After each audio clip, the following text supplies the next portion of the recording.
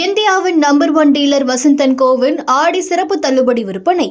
விழுப்புரம் மாவட்டத்தில் ராமதாஸ் தலைமையில் நடைபெற்ற பாமக பொதுக்குழுவில் அன்புமணி மீது ஒழுங்கு நடவடிக்கை எடுக்க பரிந்துரை செய்யப்பட்டுள்ளது.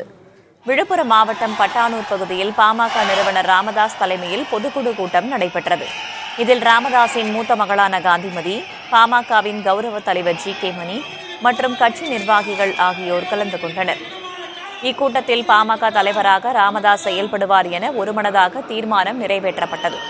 அதோடு தேர்தல்களில் கூட்டணி அமைப்பதற்கும் வேட்பாளர்களை தேர்வு செய்வதற்குமான முழு அதிகாரமும் ராமதாஸுக்கு வழங்கப்படுவதாக தீர்மானம் நிறைவேற்றப்பட்டுள்ளது. ராமதாஸை தவிர வேறு யாரும் கூட்டணி குறித்து பேச்சுவார்த்தை நடத்தக்கூடாது உள்ளிட்ட கட்சியின் விதிகளில் திருத்தம் செய்து 37 தீர்மானங்கள் நிறைவேற்றப்பட்டன. தொடர்ந்து பொதுக்குழுவில் பாமக ஒழுங்கு நடவடிக்கை குழுவால் சமர்ப்பிக்கப்பட்ட அறிக்கை கட்சியின் கௌரவ தலைவர் ஜி.கே. மணியால் தாக்கல் செய்யப்பட்டது.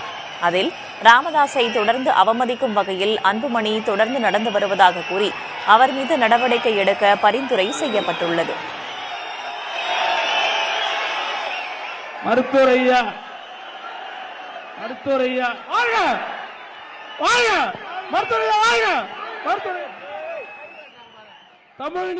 பொதுக்குழு என்ற பெயரால் ஒரு கூட்டத்தை கூட்டி அதில் மருத்துவரையா அவர்களுக்கு என ஒரு தனி நாற்காலி போட்டு துண்டும் அணிவித்து கூட்டம் நடத்தப்பட்டது.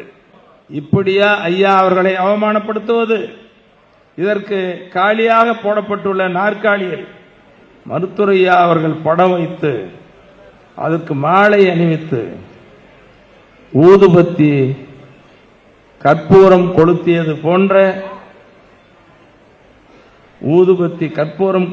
போன்ற செயல் என்றும், இது மன்னிக்க முடியாத குற்ற நடவடிக்கை என்றும், இது மருத்துவரையா அவர்களுக்கே இப்படியா என்று மிகுந்த வேதனையோடு பொதுமக்கள் பேசும்படி நடந்து கொண்டது. இப்படி 16 வகையான ஒழுங்கு நடவடிக்கை குழு ஆய்வு செய்து அறிக்கையை நம்முடைய சமூக நீதி காவலர் பாட்டாளி மக்கள் கட்சியின் நிறுவனர் தலைவர் ஐயா அவர்களுக்கு ஒழுங்கு நடவடிக்கை குழு பரிந்துரை செய்திருக்கிறது என்பதை இந்த பொதுக்குழுவின் வாயிலாக தெரிவித்துக் கொள்கிறோம். இந்தியாவின் நம்பர் 1 டீலர் வசந்தன் கோவின் ஆடி சிறப்பு தள்ளுபடி விற்பனை.